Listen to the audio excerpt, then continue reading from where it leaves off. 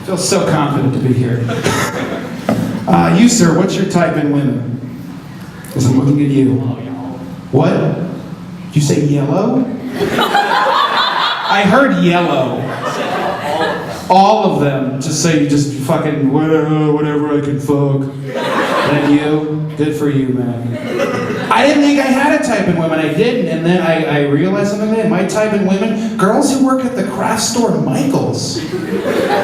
Yeah, I thought I was normal. Then I'm sitting at home one day and I'm like, I need some picture frames or some glitter glue or something. You walk in the store and you're like, what's up, everybody? When did this spot open up? How you doing, Gretchen? How you doing, Morgan? All these girls have a lot of volunteer hours. That's all I'm gonna say. And I went to a friend. He was like, "Hey, that's not so weird. My type: girls who played Rizzo in Grease." And I was like, "Is that a website you go to? Girls who played Rizzo in Grease and theboyswholovethem.com?" I don't do well with women. Maybe it's because I cry a lot. I cry all the time now. I don't know what it is, if I'm getting older or what. Last time I cried, last week, 60 Minutes report on the Make-A-Wish Foundation. Jesus Christ. Time before that, week before, a video of the voices of Aladdin and Jasmine singing A Whole New World for the first time in 30 years. It's a beautiful song. I wish I could be like my dad. My dad's like a manly man. I've seen him cry like 3 times my entire life. First time when his dad died. Second time when the family dog died. The third time when Ronald Reagan died. I swear to God, we were sitting in church, the priest comes up and says, Ronald Reagan has passed away, and I turn and look at him and a single tear rolls down his face. And I go, Dad, are you okay? And he mutters something like, great American. The only way that moment gets more manly is if like a bald eagle swoops down on his shoulder, they start crying together, they somehow do a firm handshake. I don't know how they do it. He's got wings, I don't know. Sprouts fingers, I don't know. Guy who likes yellow girls. Do you know what the current trend in pornography is? What the big trend? You can tell me. You know what it is. Virtual reality. That's probably more correct than what I was going to say.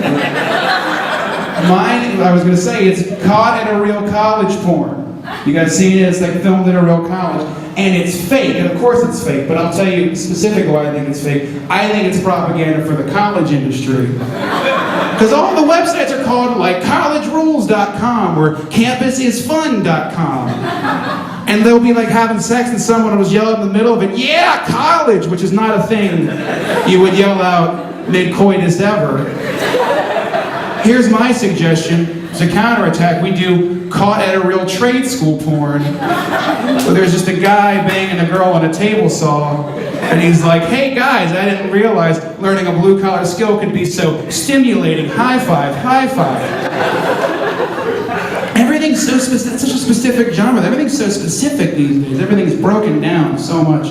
Like I was watching the news, and there was a guy on, and they were like, there was a bus accident. There was a guy, and he was like, we brought on Dr. Smith. He's a bus safety expert.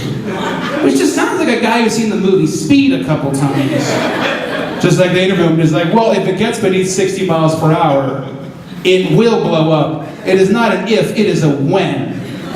I wonder what my thing would be. If I was on the news, they'd be like, we're here with McDonald's dollar menu historian Luke Wienecke, here to talk about the history of the dollar menu.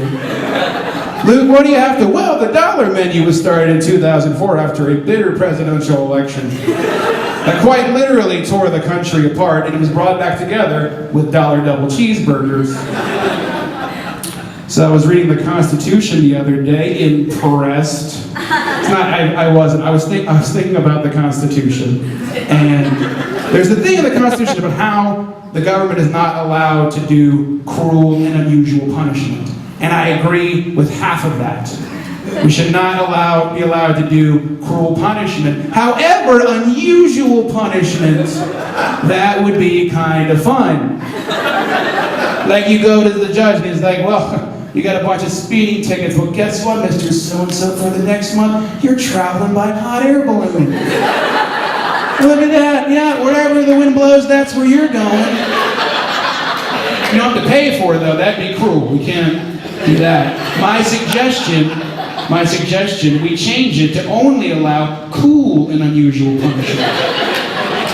You guys are probably confused. I'll explain. You go see the judge, and he's like, hey, guess what? You're banished to the beach. And you're like, what? That's awesome. But there's so many babes there. And he's like, I know, dude, fist pound me. Boom. And you're like, oh, shit, the judge is Matthew McConaughey. Fuck. Went to the wrong courthouse. All right, I'm Luke Wienecke. Thank you so much.